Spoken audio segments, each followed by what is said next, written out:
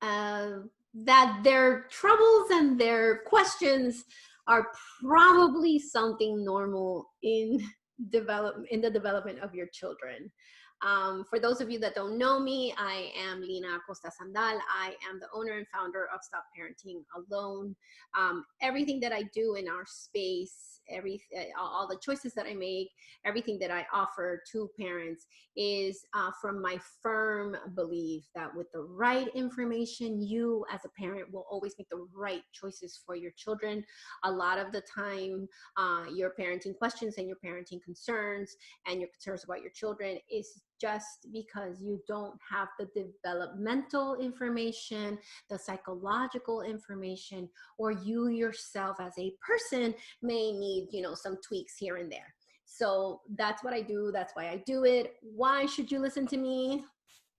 I am an expert in infant mental health. I'm an expert in child development. I have a master's in clinical psychology, but most importantly, I am a parent of a 12 and a 15-year-old, and I've been through it, and I get it, and I'm crazier than all of you, way crazier than all of you. And when I started my parenting journey, I got myself a master's degree on how to raise them. So I know what it's like to not know what we're up to. Let me give you the rules of how this thing works. Hello. Thank you, Joanna. Thank you. That's super sweet what you just wrote. The way that this works is in the first 15 to 20 minutes, I will show you a slide and go down the pain points that I imagine right now, today, July 29th, 2020, most of you are dealing with. Once I finish that, then I allow all of you to speak. I go in there and I'm like, I let you speak, and then you either could raise your hand and ask me your question live here with me. There's no video, so nobody has to see you, no worries. Or you can type it into the Q&A area of the Zoom. And if you don't know how to do any of those things, chat with me. So if you're on the phone, the chat and the Q&A, you touch your screen, you'll see it in the bottom. And if you are on your computer, you press participants, and then you can press the raise hand. But let's start off right away. There's a lot of you here today. Hello, everybody. Let's start right away by me going through these pain points that, based on child development and based on what we're living, I imagine that most of you are living. And don't worry, I will get to your questions for sure. I'm just going to talk now for a little bit. So right now, a lot of you, and a big pain point is this idea of keeping them healthy, right? And within keeping them healthy, a lot of you as parents of the little itty bitties, you are managing both their physical health and you are managing in your mind their social emotional health, right? And this is a big pain point for you guys because you're like, what is the right thing to do? Okay, so here's my answer. Number one, there is no professional at this time, whether they are an epidemiologist, an educator, a politician, a child development expert, a pediatrician, that can give you a 100% this is what's going to happen answer, okay? All of us as professionals have to be very humble at this time, because the last time we had a global pandemic, it was 100 years ago. And 100 years ago, we did not study what happened to the children. And 100 years ago, we were not raising children the way that we raise them today.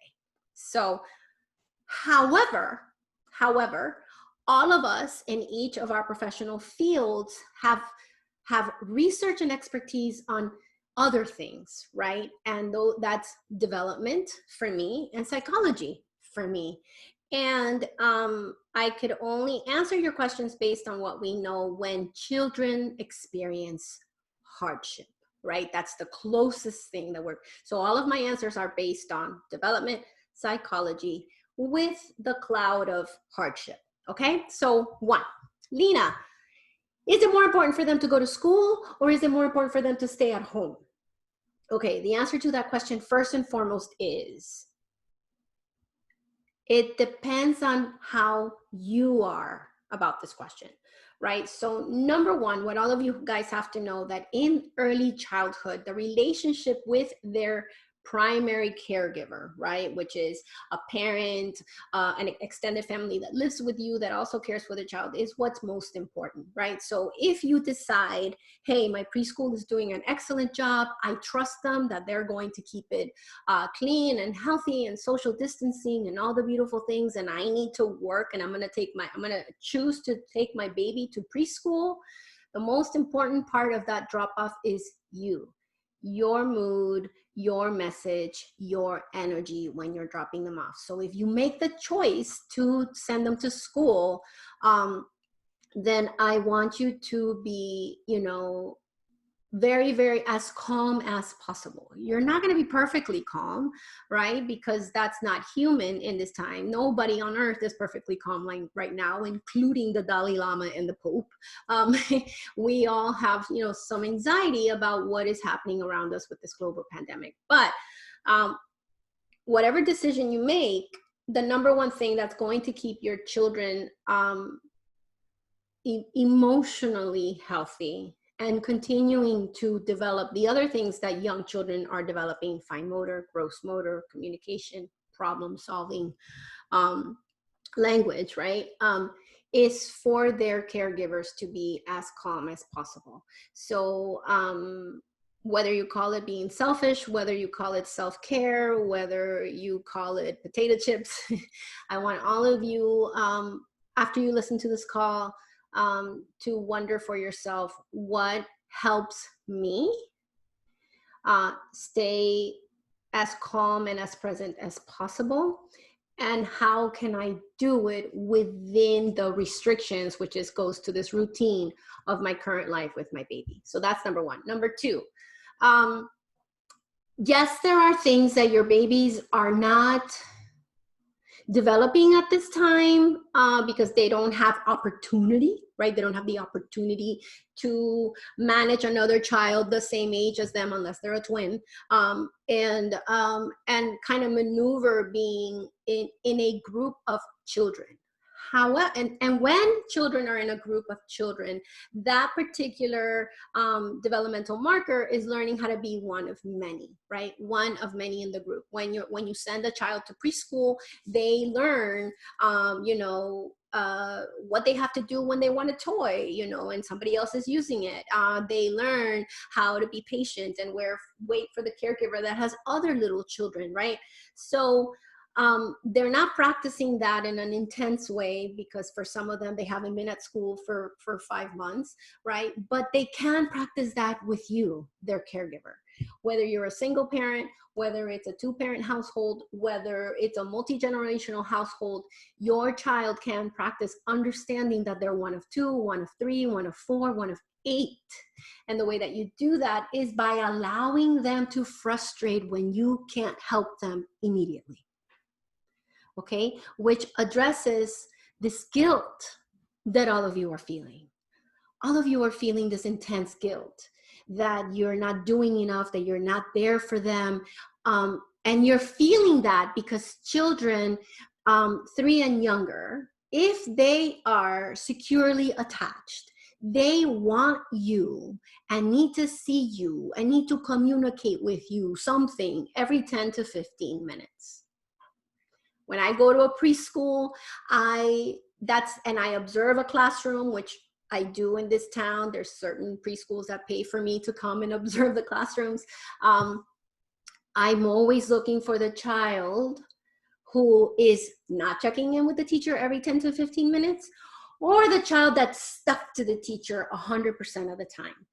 And that doesn't mean that there's something wrong, but I am going to wonder with the teacher, right? And the level number 2 is going to be like, hey, is it today because the mom told you that they didn't sleep last night and that's why they're so on top of you? Or, hey, is it because that little person has a hard time sharing, or a sibling, and that's why they sit over there by themselves? So I kind of check in. So you all are feeling crazy and guilty because you have a 4, a 3, a 2, a 1-year-old looking towards you and checking in with you every 10 to 15 minutes. And um, again, do you hurt them because you have to be on the conference call and you can't be like the joyful, you know, hi baby, when they check in with you? No.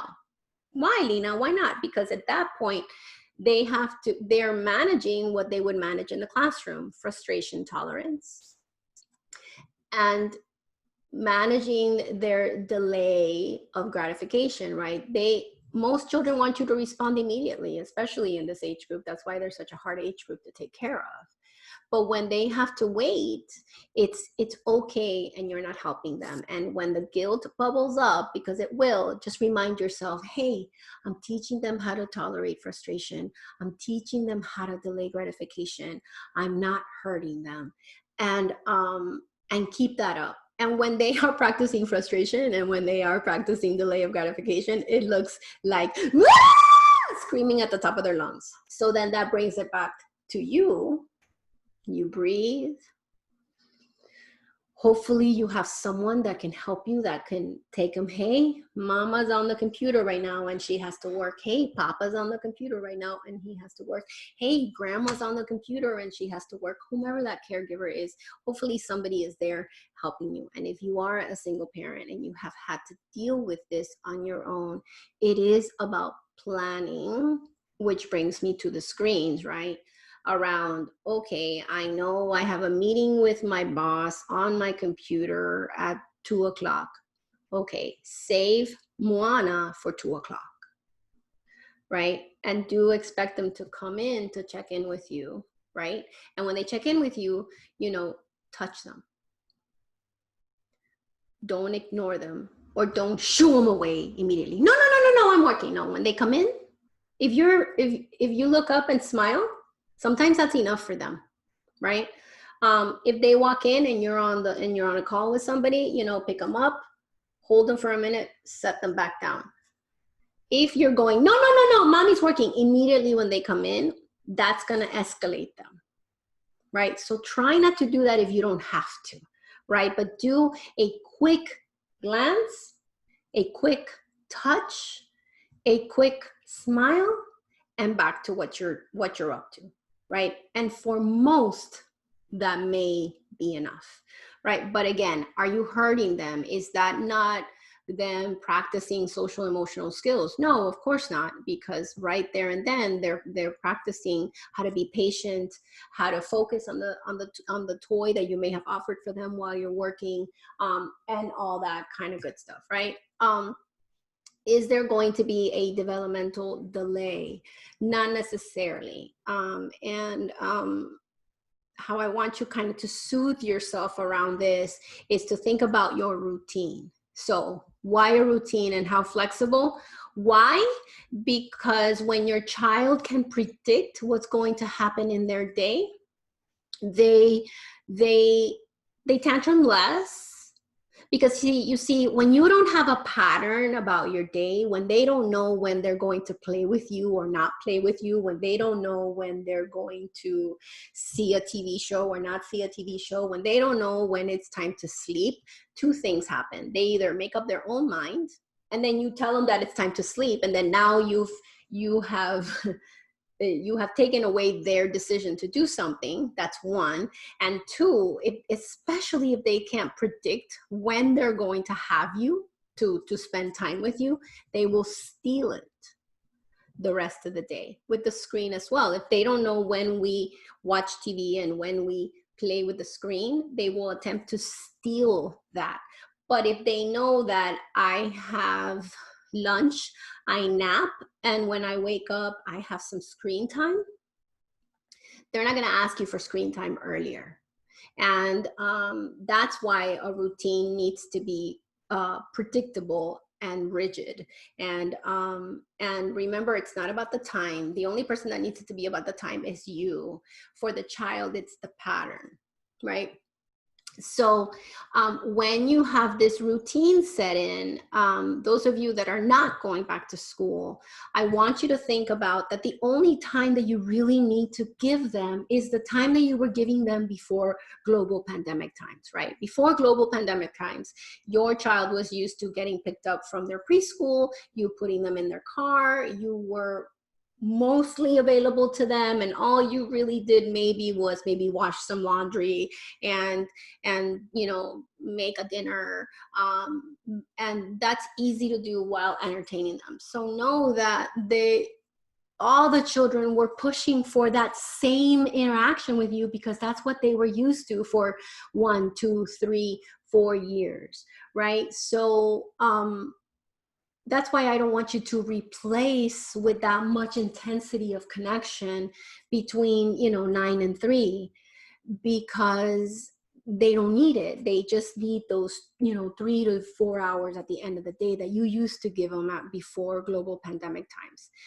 Those of you that are going back to school, make sure that when they do come back that you are available to them. But again, if a child knows they pick me up from school and we come home and play before mama and papa get up to make my dinner, before my parents get up and make my dinner, they're not going to steal that playtime at other times, right? So make that time when you're like kind of finishing that circle of connection with them available to them, and don't take it away, even if they burn down your house.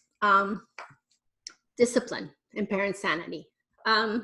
Okay, discipline is not about punishing. It's not about your child feeling bad. Discipline for children of all ages is about teaching them how, right? Teaching them how to listen, teaching them how to eat, teaching them how to get dressed, teaching them, right? And young children have zero impulse control. So a lot of you are going to tell me, but they know the rule. Yes, they know the rule. And that's like, if you have a 3-year-old or a 4-year-old that goes up to something that you've told them not to touch and they're like, and they look at you and they smile, right?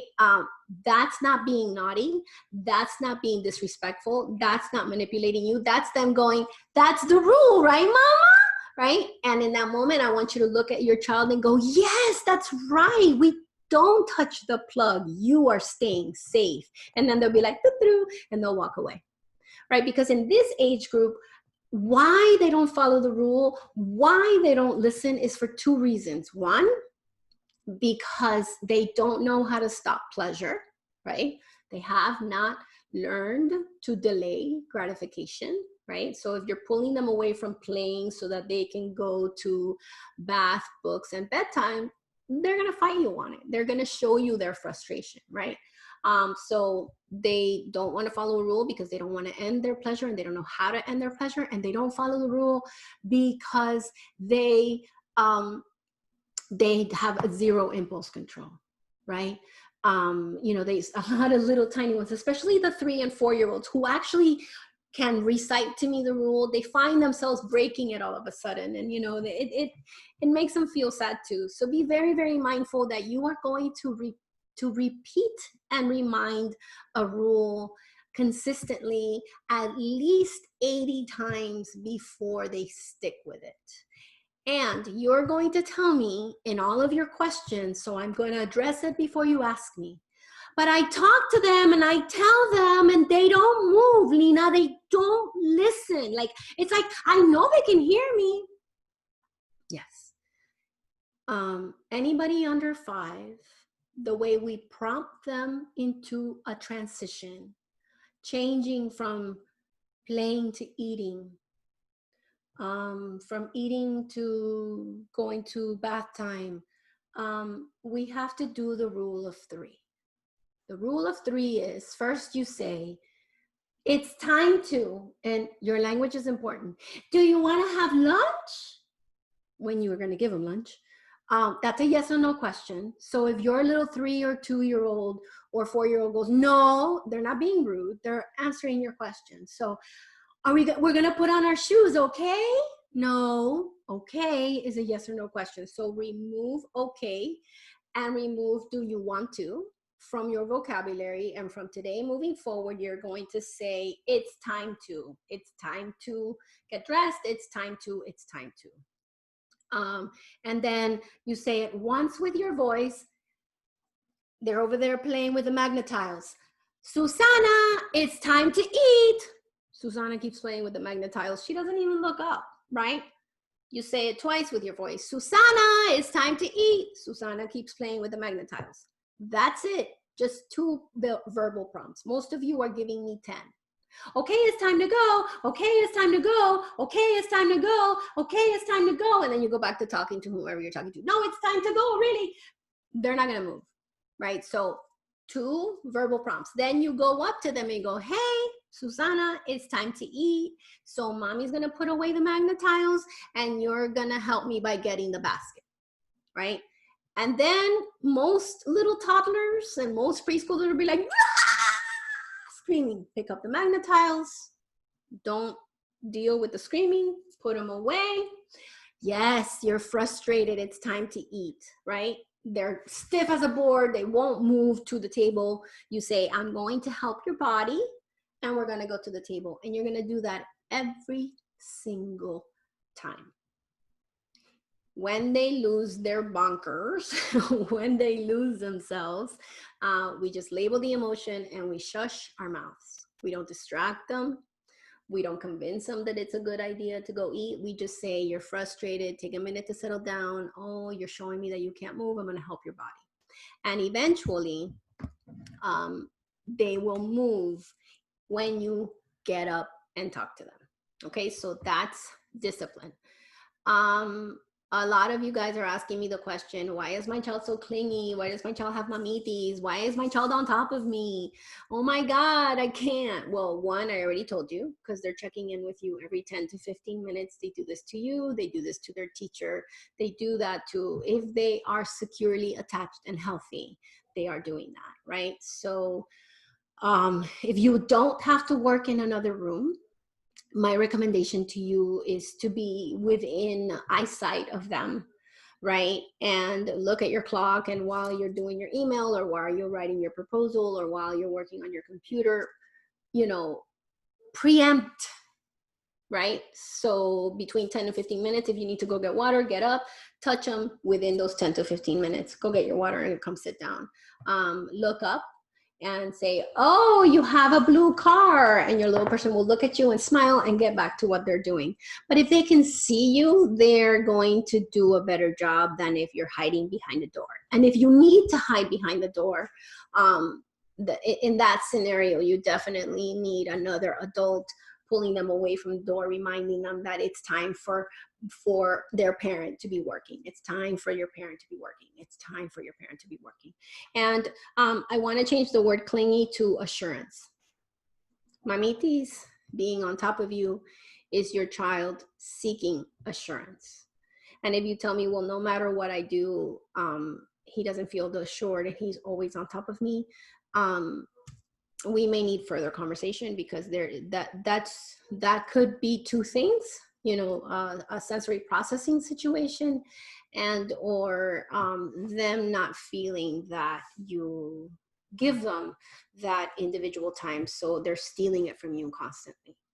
And finally, a lot of you guys are talking about, well, and then I see it in all the social media, this idea of like, you know, they only ask me, right? I'm the primary caregiver. And, it's usually parents in multi-generational families or parents that are parenting with another person that have this issue. And the truth is that young children under 4, they put their caregivers into caregiver number 1, caregiver number 2, caregiver number 3, caregiver number 4. And they will not go to caregiver number 2 if 1 and 2 are in the same room, because that's less than, right? So they are always going to ask for caregiver number 1. They change somewhere between 4, 4.5, where they start labeling, you know, tia, tío, mom, you know, and they understand that there's different caregivers and they all can take care of them. But the key is that When caregiver number one cannot be with the child, caregiver number one hands the child to caregiver number two and says, now you're going to be with your mama because I have to work, right? And no matter what, once you hand over, caregiver number two cannot go get rescued by caregiver number one. Right? So that, because every time you do that, you're sending the message to the baby that caregiver number two can't care for them. Right? So that's incredibly important. And finally, screens. We are in global pandemic times. Everybody's doing the best they can. I want to give you a parameter, right? Make sure that their screen use is diverse. When are they talking to a family member on FaceTime, which most little tiny people can't hold for more than 2 or 3 minutes. So it's okay if they go back and forth. If you have a very animated person that can talk to them and be like, hi, and if they have puppets and if they can animate them, they will stay there longer. But don't count the social interactions, which is not very common in this age group. Television and television shows are less disruptive to young children than, you know, video games. However, here's my caveat: please, if you can, get them off YouTube. There's nothing, absolutely nothing on YouTube that has been, well, there are, but that has been researched or put together by a psychologist. You know, the things that are up on YouTube is people trying to get clicks so that they make advertising money. And a lot of the things that are out there that is for children, it is really not that good or digestible. So PBS Kids is your friend. There's a new product coming out into the market called Edye, E-D-Y-E, August 15th. Look out for it. It's Netflix for preschool. Yeah, awesome, right? I totally want to buy stock in it. So it's going to be out there available to you. But, you know, we know that the best way to use a screen with young children is to use it with an adult.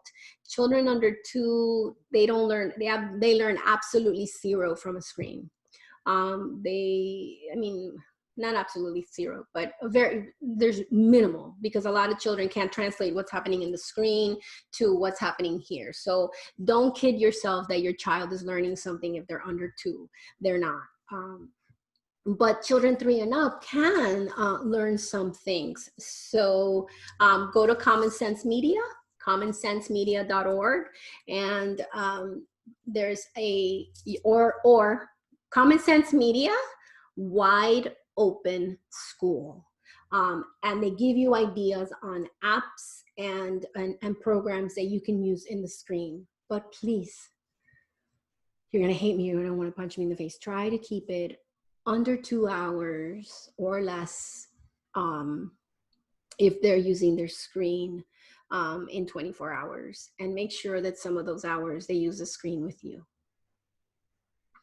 But if you can't do that, don't beat yourself up. Just be strategic and know that they're still going to check in with you every 10 to 15 minutes. Okay, there we go. I did a little bit more than 20 minutes because there's a lot. So screen time for school does not count. Don't count that in the total. Don't count that in the total.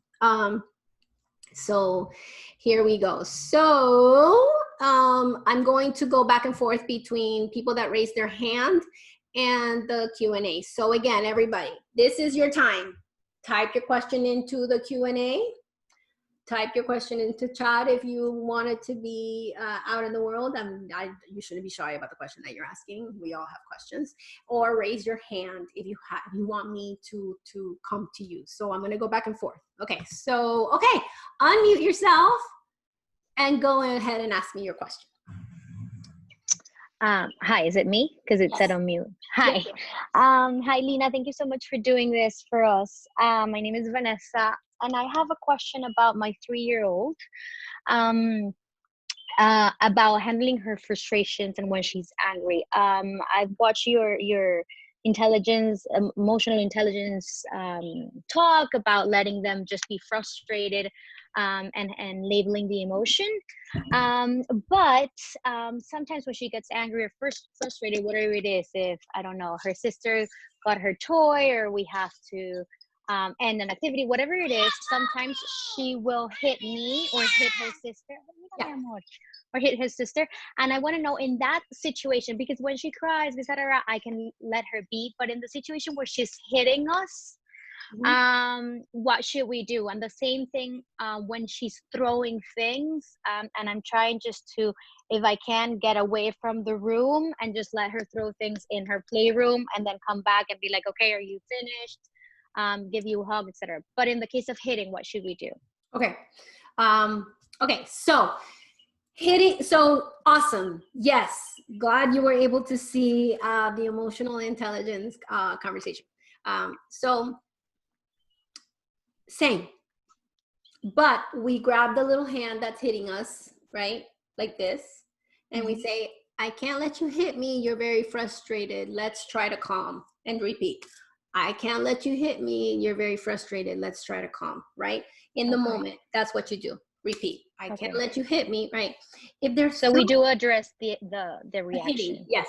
Yeah. I can't let you hit me. You're very frustrated. Let's try to calm down, right? So, so that's what you do, that in the moment, right? With throwing things, I walk in and say, you're very angry, but we don't throw things, and then pick up whatever she's going to throw. So go in and pick it up. Take it away from her. Go in. Now, I don't want her to get into the habit of doing this, because if she's in a classroom, she becomes a dangerous student. Okay. So that's what you do in the moment. I can't let you throw things. You're frustrated. Calm down. Not another word. Look at the clock. For most children, 2, 3 to 4, it could take up to 20 minutes for them to calm down. And then at night, you know, at the dinner table at night, when everybody's calm, you tell the story of the day. Today, you got very angry and you hit mama. And sometimes when we're angry and frustrated, we want to hit, but it's not okay to hit anyone. And then you do remind them at night. You're going to be doing this on and off and reminding this for at least 6 months. Okay. Because it's hitting is a reflex to frustration and anger. All of us hit the steering wheel when we're in traffic. All of us grit our teeth when we're really upset and frustrated, because we learn to control the impulse to hit. Okay, so that's why she's doing it. But keep up the good work. All righty? Thank you. Okay, perfect. Okay, I'm going to go to one of the questions on the Q&A. The first one. Okay. Channeling strong personalities. My 5-year-old has a strong personality and enjoys attention. We want her to continue developing this strong personality and be secure of herself, but to never cross the line of being disrespectful to other, whether they are adult or friends her own age, or be respectful of some of people's feelings and points of view. We also want her to adapt to specific environments such as school, where sometimes you have to listen and follow structures without her feeling it is subtracting from her power. Okay, so yay, you're raising a little leader. You're raising a Richard Branson. You're raising a little Oprah. Okay, so what do we do with them? Okay, 5-year-olds, when they're in a social situation, most times than not, I want you to pause and listen. There's nothing better than the natural consequence of another little person saying to them, you're mean, don't say that. Or, yeah, I don't want to be your friend. That is the best, most fabulous natural consequence for your child, to hear another little person tell them that what they said was wrong. Don't get involved, leave them alone. If after that little person says that, your child goes, oh, okay, I'm sorry, you leave it alone. When they come back, when you are alone with them, then you can discuss, hey, you know, I noticed that you, Ricardo told you that you weren't using kind words. So, but I noticed that it's because you wanted to play kitty cats and they wanted to play soldiers. So next time, think, and then you can give them the rule of friendship. So with children, pause, listen. If they manage it, no matter how they manage it, whether the other person tells them you're being a bully and then your child apologizes, leave them alone, talk about it later. With you, with adults, let's say that she asks for something in an abrupt way. 5, 6, 7-year-olds are notorious for asking for things in an abrupt way. They will say, no, I don't like that, ew, I don't want oatmeal.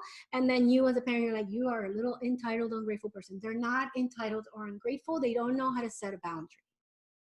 So if they respond to you in that way, you look at them and you say to them, hey, I think that you wanted something else to eat, but I want you to try saying that differently. And if they go, I don't know how, or you can say, okay, I'll give you different options because I know that you are kind and I know that you are loving. And right now, how you said it sounded disrespectful. And then you're going to repeat and remind, repeat and remind, repeat and remind, repeat and remind. 4.5 to 7 is the time where children learn how to be in the world. So social norms and social rules. So it is important for us to teach them how. And then just keep that up. And they're going to mess up and they're not going to do it perfectly. All right, perfect. Okay, I'm going to go to the question in the chat and then I'll go up to the hands raised. Okay, let me go up to the oldest one. Okay. My kid was always clingy to the teacher. What does this mean? It can mean many things. When a child is always clinging to the teacher, there's a lack of safety. But that's such a broad question that I would have to have more specifics to be able to answer that question. So it could be lack of safety in the classroom. It could be overstimulation of their sensory system. The classroom is too loud. Or it could be sleep deprivation, because sometimes sleep deprivation creates lack of safety, which then creates clinginess to the teacher. Or a slow to warm introverted child. But too broad of a question, can't answer that one for you. Screen time, does school count? No. Okay, daughter almost 2 refuses to use potty. Oh, Nicole! Oh. Thank you for asking the question. And I am laughing. I am not laughing at you. I am laughing because there's an urban myth. There's an urban myth out in the world that tells all of you that you're going to potty train and it's going to be a weekend and it's going to be 3 days and ta-da, no more diapers. And that is BS. I would say the bad word, but today I am being polite. I decided today I'm going to be polite. So the potty is a process. The potty process. It starts at 2.5 and it ends at 6 years old. Why 6 years old? Because no pediatrician, no general doctor, no development expert worries about your child wetting the bed at night until they are 6 and older. Most children will have wet beds all the way until their 6th year, not a big deal. But Lena, my daycare says that my child has to be potty trained. If a daycare tells you that your child has to be potty trained by a particular age and doesn't tell you that they will help you with the process, you may want to question whether or not you want to be in that preschool. They don't know normative child development. Most preschools will tell you, we do want most of the children to be potty trained by this time, but we understand and we will work with you and we will help you. That's fine. But if they're telling you, no, they have to be, you may want to check another preschool. So what is the process? Phase 1, they play potty, right? So that's the time where we read them books, where we show them Elmo's potty time little special, where we show them the Daniel Tiger episodes about potty, and we just talk about it and we play it, and it's all pretend, but we leave their diapers on. Phase 2 is when while they're playing, they're starting to tell you, I gotta go potty. We let them lead. We let them lead. We don't ask them, do you gotta go? Do you gotta go? Do you gotta go? Do you gotta go? No more do you gotta go. Even if they're wiggling on the ground, no more. Instead, in phase 2, after they have gone maybe 2, 3, 4 times every week for a month in phase 1, then would they go on their own without you telling them, do you gotta go, right? We just talk about the potty. Mommy's gonna go potty, mommy's gonna go pee, right? But we don't force them to do anything. Phase 2, when they've gone 3 to 4 times in the toilet, they go with you, they try to sit down, they play it, right? And they've gone a bunch of times for a month. Then phase 2 is telling that they will tell you, you put it in the routine. When you wake up, you take them to the potty. When before they eat, you take them to the potty. Before you get in the car, you put them in the potty. And before bedtime, you put them in the potty. And the rest of the time, you let them have accidents. You leave them alone. In phase 2, if you want and you're okay with accidents, you can put them in pull-ups or underwear, but there's going to be tons of accidents, right? But you put... Most daycares take the children to the bathroom every 3 hours. So the children are not trained, the teachers are, right? Because for me to be able to go potty on my own, I must know how to hold my sphincter muscle so I don't poo myself. And I must be able to hold my urethral muscle. And that tension of holding is something that has to become conscious because they haven't tensed that muscle all the way until their second year. Right? So phase 2 is that you take them to the potty in the routine, no matter what. We go, we try. Oh, you didn't go. Okay. And you go about your day. And it's up to you whether you take off the diaper or not, how clean you want to be. And then phase 3 is they're doing that really, really, really well. And then you can completely, at phase 3, you can completely take off underwear, not at night, use pull-ups at night. And then they go on their own. And then now they're fully trained. And that could take anywhere between 2.5 all the way to 4. So hope that answers your question. And I am going to go up here. So hello. Ask your question. What's your question? Hi, Lina. Hello. So my question is actually specific to schooling. I have a 4-year-old, and he goes to he used to go to a preschool, and they're very safe in terms of the whole guidelines and stuff, so that they're going to implement.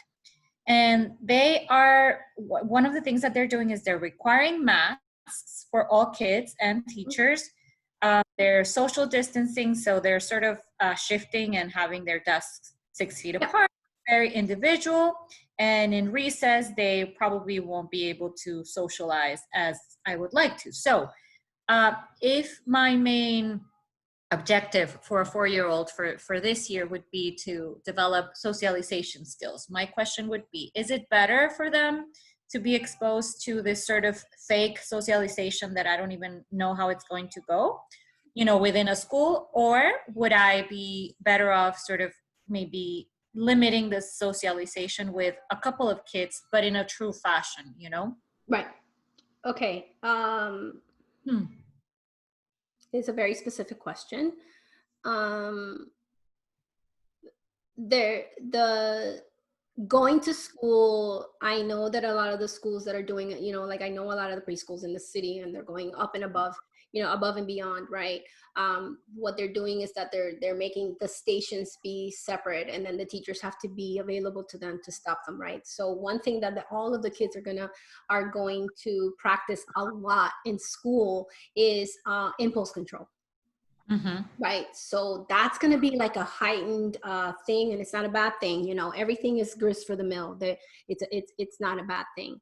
But you're right to think that freedom of play is not going to be available to them.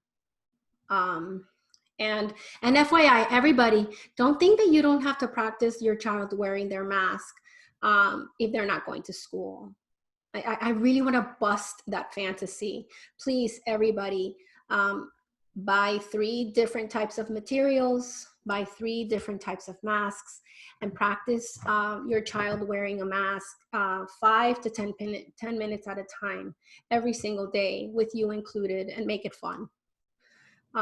Because they may not be wearing a mask at school, but we are probably going to be wearing masks for at least a year in the worst case scenario. And I don't want your little people to suffer and you be fighting with them every single day. So that's just a side note on the mask, because you brought it up and I didn't say it. Yeah.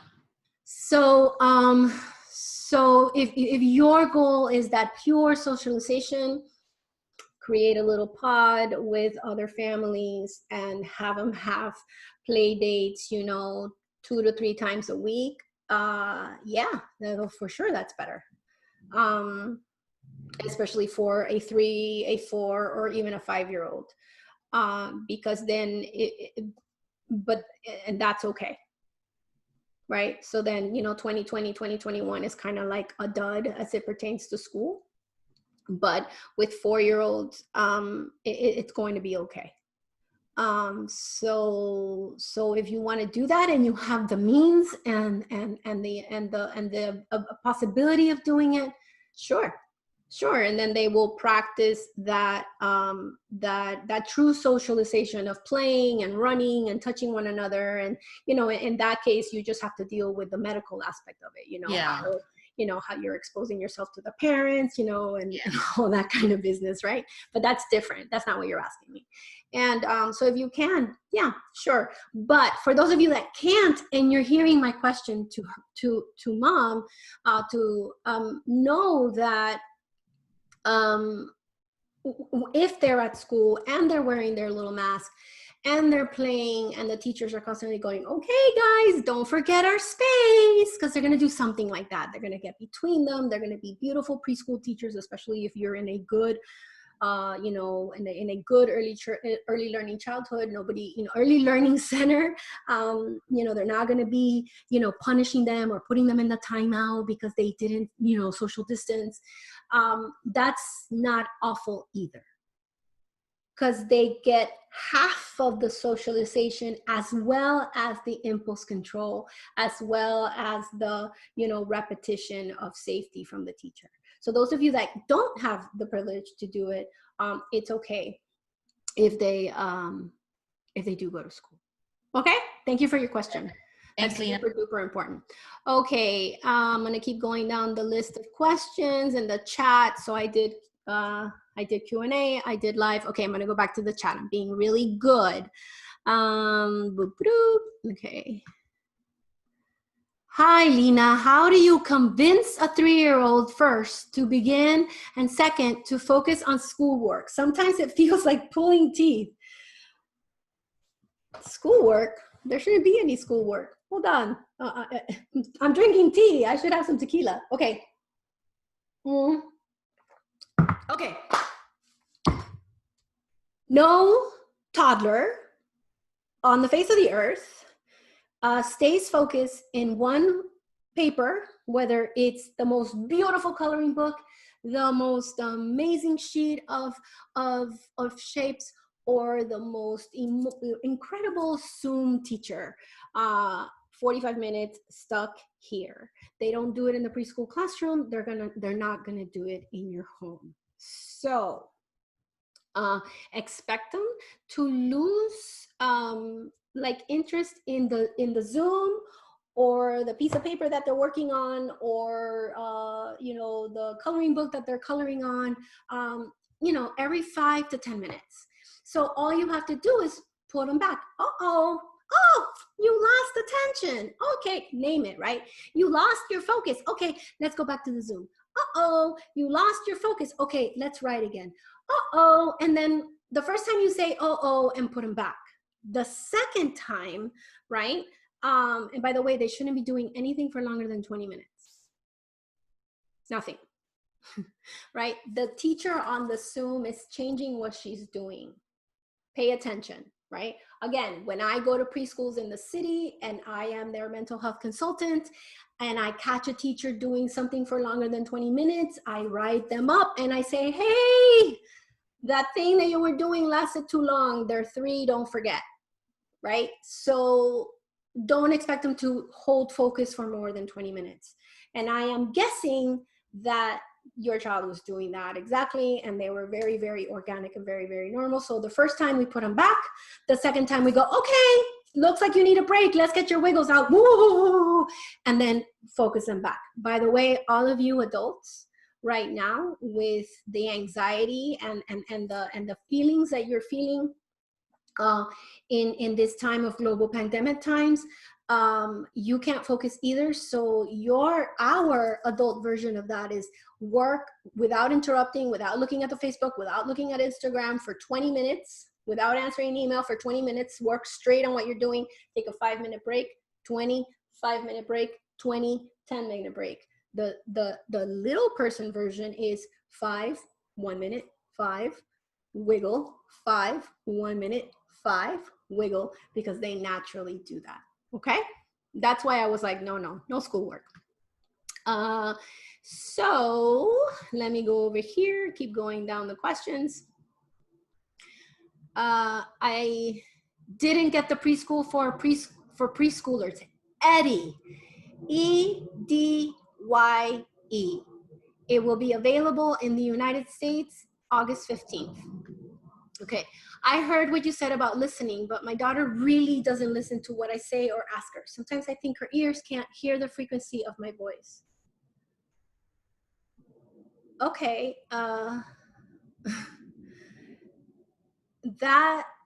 okay, so when a parent tells me that, this calls for an evaluation by a speech and language person, an SLP.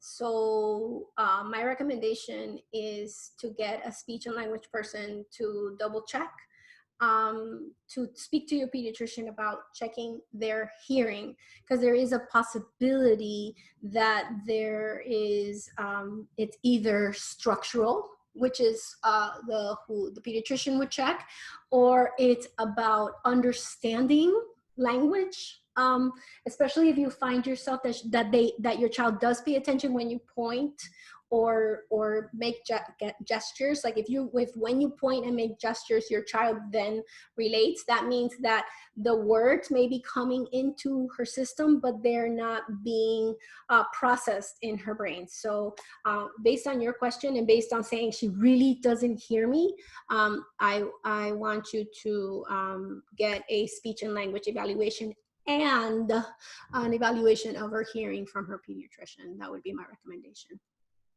Okay, let's keep going. Thank you. Thank you, enlightening. I love it. This session, yes, this is recorded, so no worries. You will see it. Don't worry, you can hear it again, you can pause it. We post them a week later because it takes us a little while in pandemic times.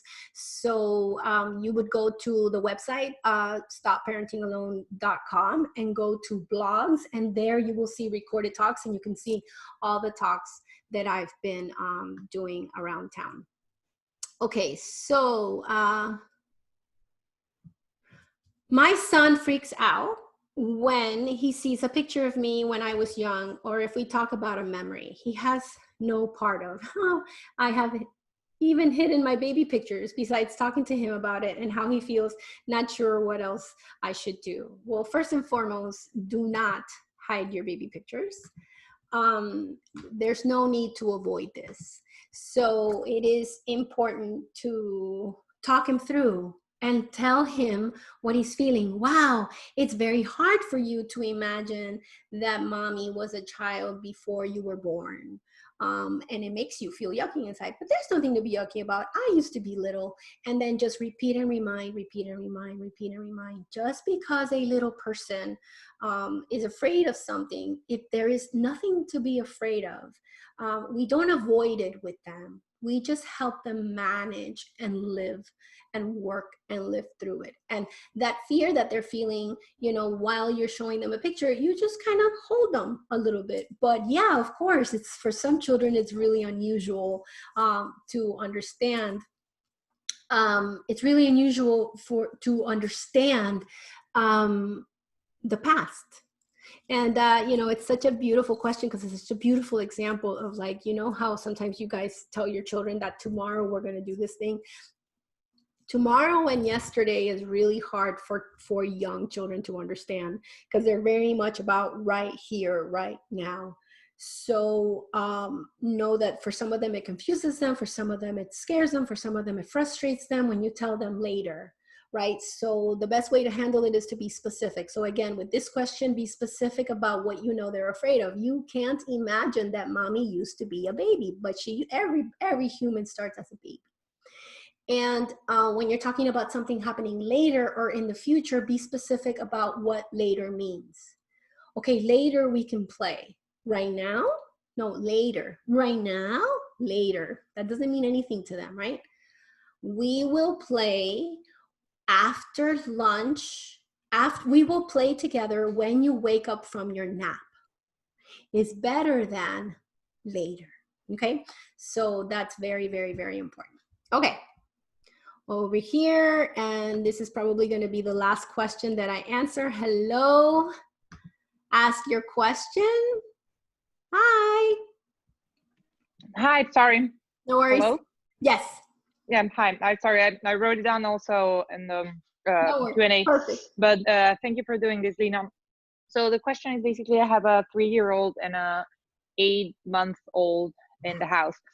And I usually have problems with that 3-year-old because she pushes her sister away whenever she's close. That's either touching her toys, touching the baby's toys, whatever happens, she just pushes her away. And that sometimes ends up with accidents. Obviously, the baby's crawling, falls, hits her head. And that's usually like once a day that happens. So we're kind of worried about the baby, of course, at the baby's head. And also, but basically also knowing how to handle that frustration, because we tell her all the time, I know you're frustrated. Why don't you bring a toy that she can play with instead of having her play with yours? Like trying to manage sharing, but it like feels like it's going nowhere. Right. Okay. So, an 8-month-old and a 3-year-old, it's a zebra and a lion. They're two different animals, right? And, T minus 10 seconds, when the 8-month-old starts walking, she's going to be accosting the other one. So, in the moment when the baby falls, go to the baby, don't talk to the 3-year-old. Okay? Hold the baby. Oh no, your sister forgot to give you a toy and she pushed you and you hit your head and you're so sad. And then your 3-year-old is going to be screaming, maybe perhaps hitting you, but that's how to get the message that you want to get across, and you're managing the 8-month-old. So then what about the infant? That helps the infant. So in that move of like, and this is true of all age groups, right? When you have siblings, always go first to the one that is hurt. And to the one that is hurt, you say, wow, your sister got really frustrated. She didn't want you to grab the toy. And instead of telling you no, she pushed you, right? But then in that moment, you're helping the 8-month-old. And then your other one is hearing you. Right, and hearing the message. Then when this one is calm, you go to the other one, and then you repeat and remind, we cannot push your sister, we cannot push your sister.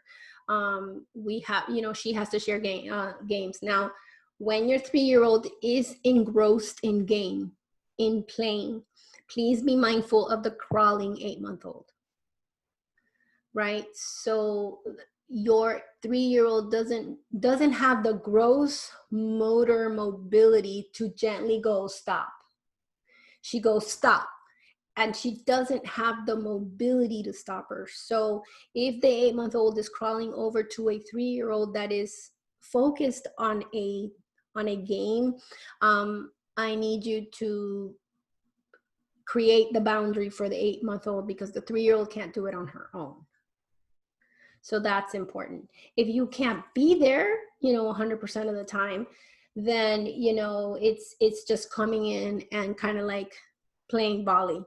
And just like a previous question, at night with your 3-year-old, it's that reminder. Uh-oh, today your sister cried and she hit her head, and because you didn't want her to play with your teddy bear, but remember, we don't push our sister. And unfortunately, it's repeat and remind, repeat and remind, repeat and remind, and you're going to be doing this for at least another couple of months until the 8-month-old starts walking, and then she'll hold her own. All right, guys, I ran out of time. I gave you my hour. For those of you that I didn't answer your questions, it's hard, but if you are a KLA parent or a Pineview parent, I will be doing these with school as well. I will be doing another one of these free ones in the future. I am available to do these answer questions. That's what a parenting consultation is exactly. But the difference is that I give you an hour and a half, and I listen to all of your questions and all of your concerns, and I answer your questions directly and individually to what's going on in your home. So if you're interested in a parenting consultation, please go to stopparentingalone.com, hit contact, hit schedule, and type it in, and we will reach out to you. So that's one way. Or I answer questions every single Tuesday at 1 o'clock and 24/7, except for Sunday, in my online parenting support subscription. It's $49.95, and every Tuesday at 1 you can ask me questions, or every single day in a private Facebook group you can ask me questions, and I will answer them for you. I think that this is the best value for all of you. I highly, highly, highly recommend. So go to onlineparentingsupport.com, and I can be there to answer your questions. And if you're tricky like me, just do 1 month. All of the phone calls that I have done since 2016 are in a private area in the website. You can spend at least the entire month listening to one call and never finish it. So that is my recommendation for you guys. I look forward to doing another one of these next month. And until then, so long, farewell, and thank you for trusting me with your families and your little kiddos. Until next time.